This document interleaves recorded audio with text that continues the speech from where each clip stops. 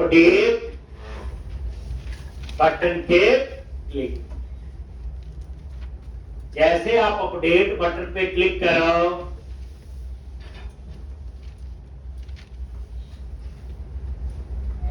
आगे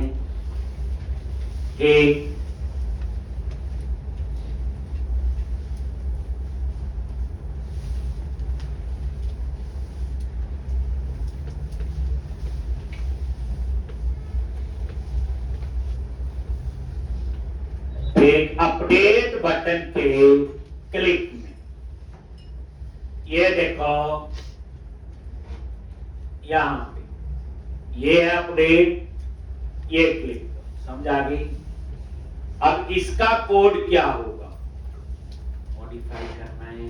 देखो पूरी रिवीजन है बच्चे, चौथी बार कोड लिखने जा रहे, ऑलमोस्ट सेम। फिर क्या लिखेंगे बोलो, कमांड, यहां लिखेंगे अपडेट की क्वेरी। अभी दो क्वेरी आ गई, सेलेक्ट और इंसर्ट। मॉडिफाई करना हो तो हम लोग कैसे क्वेरी लिखते हैं, अपडेट टेबल नेम टीबीएम,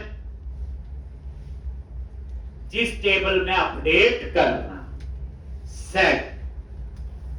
फिर बताओ कौन सा कॉलम अपडेट हो सकता है, एम्प्लॉय नेम अपडेट हो सकता है, और ये पैरामीटर से एम्प्लॉय का नेम पास।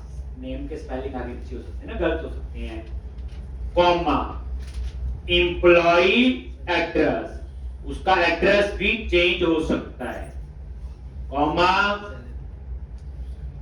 एम्प्लॉय सैलरी और एट द रेट ES।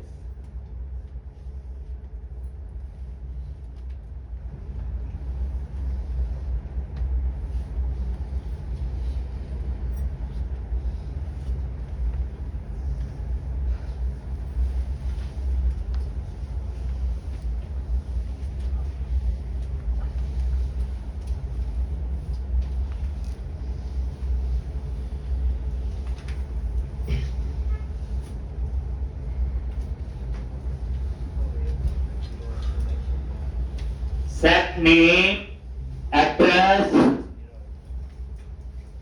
और देखो नेम अपडेट हो सकता है, स्पेलिंग आगे पीछे हो गई। एड्रेस भी चेंज हो सकता है, पहले कहीं रह रहा था कहीं और शिफ्ट हो गया।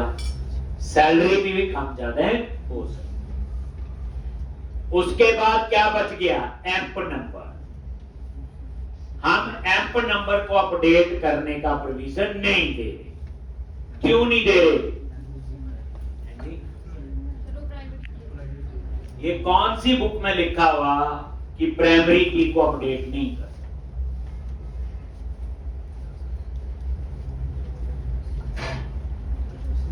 इसलिए तो पढ़ा होगा कहीं ना कहीं कि आप लोगों ने।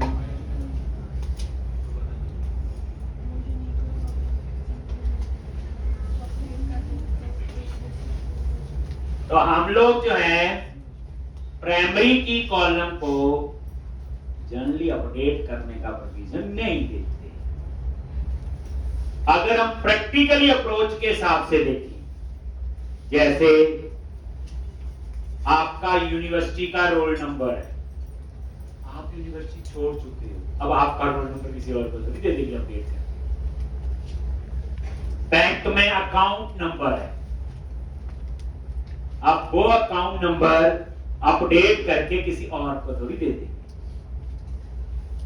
नहीं देते ना। ऐसे एक कंपनी में एम्प्लॉय है, वो छोड़ भी चुका है, अब उसका एम्प नंबर किसी और को थोड़ी दे देंगे। कल को उस एम्प्लॉय की कोई वेरिफिकेशन आएगी, नेम तो कहीं के सेम होंगे। इसलिए प्रैक्टिकली अप्रोच के हिसाब से हम प्राइमरी की को जनरली अपडेट करने का प्रोविजन नहीं देते। देखो आपको गुस्सा आए तो आप अपडेट कर सकते हैं, लिखना है ऐसे, एम्प number equal to at the rate, कोई रोक थोड़ी है। लेकिन प्रैक्टिकली अप्रोच के हिसाब से हम प्राइमरी की को तो यहां लिखेंगे where amp number EN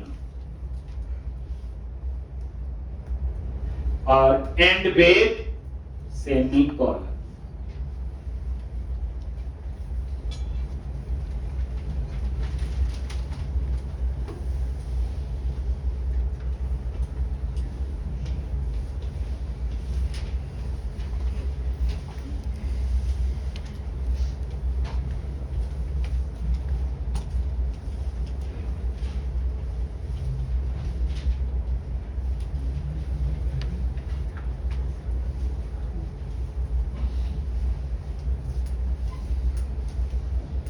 update TVM set name address salary और वेयर एम्प नंबर, जो एम्प नंबर हम लोग बताएं। एक वेयर में लिखा है,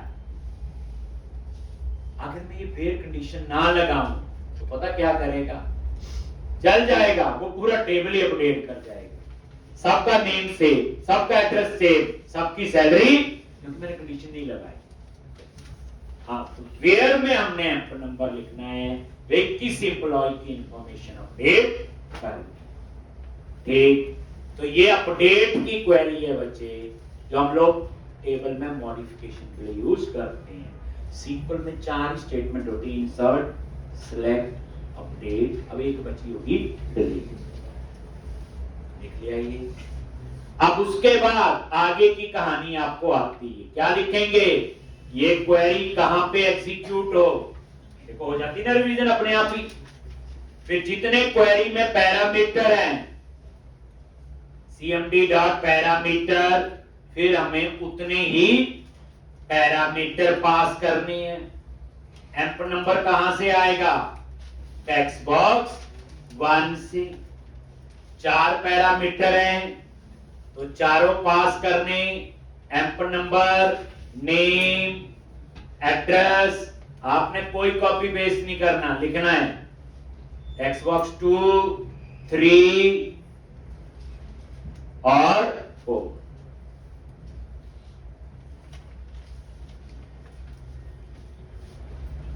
और उसके बाद ये 4 क्वेरी में एट द रेट थे, 4 ही है ना, देखो नेम, एड्रेस, सैलरी और एम्प नंबर। और इन चारों में डाटा कहां से आएगा, चारों टेक्स्ट बॉक्स से।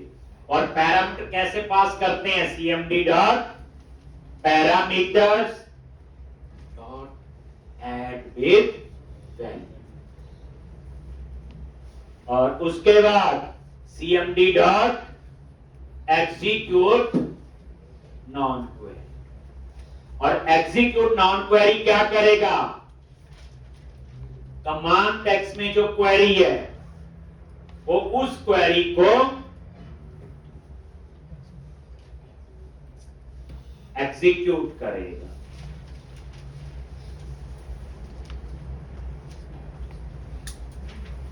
ठीक, कमांड टेक्स्ट क्या करे, ये जो क्वेरी है इसको वो एग्जीक्यूट करे। और उसके बाद एसक्यूएल कमांड क्लास ने जो रिसोर्स यूज किए वो फ्री कर दिए। अगर सेव वाले कोड को देखें, सेम है, बस कमांड टेक्स्ट में वहां इंसर्ट क्वेरी थी, यहां पे अपडेट। और उसके बाद लिस्ट बॉक्स रिफ्रेश होना चाहिए। देखो हमने क्या बनाया था, डेस्परेट, और हो गया ना, देखो फायदा रीयूजेबिलिटी। उसके बाद एम्प्टी करना है टेक्स्ट बॉक्स को, क्या करना है, अपडेट होने के बाद। तो ये कोड हम ऑलरेडी लिख चुके हैं, कहां पे, सेव के कोड में लिखे था टेक्स्ट बॉक्स पर डॉट टेक्स्ट इसको स्ट्रिंग डॉट एम्प्टी।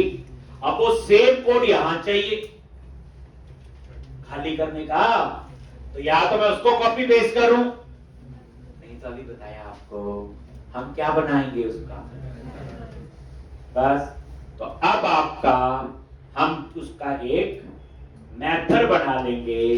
कैसे बनाते हो,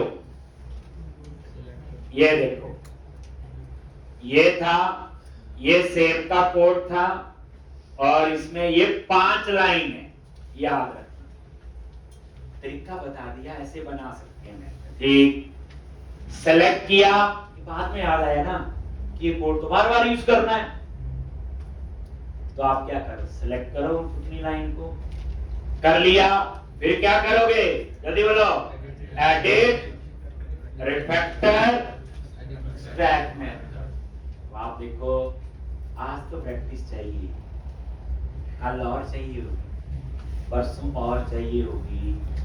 आपको जो मैं कहता हूँ 6-7 घंटे, पर धीरे धीरे हम वहां पहुंचने वाले। स्टैक मेथड, लॉ, और यहां मेथड का नाम क्या दिया मैंने, क्लियर रैक रख दिया। क्या रख दिया, क्लियर रैक से। देखो कितना अच्छा, मेथड बन भी गया और कॉल भी हो गई। और इस मेथड को आप अपडेट में कॉल कर लो और अपडेट भी हो जाए जी। इतना आज करनी है बच्चे प्रैक्टिस, डरना नहीं। कल भी यही करवाना है, परसों भी यही करवाना है। बस कल मैं इनलाइन क्वेरी से खत्म करके फिर मैं पढ़ाऊंगा स्टोर्ड प्रोसीजर। क्या होते हैं, उसके क्या फायदे हैं, इनलाइन क्वेरी के क्या नुकसान है, ये सारे ही पढ़ेंगे ना। देखो कोई भी टॉपिक पढ़ना है, पहले ये तो पता होना चाहिए ना भाई क्यों पढ़ रहे हैं, क्या फायदे हैं, पहले जो काम करते हैं तो उसमें क्या प्रॉब्लम थी, तभी आप आगे प्रोसीड करोगे ना। जब तक हमें उसका आंसर नहीं। अब क्या करो, इस क्लियर रैक को कहां कॉल कर लो, ये लो जी, कहां पे है वो कोड, ये अपडेट का कोड है। देखो यहां कोड और छोटा हो गया नहीं हो गया, क्लियर बना लिया और कॉल कर दिया। किसी भी प्रोजेक्ट की ये बेस कोड बोलते हैं इसको।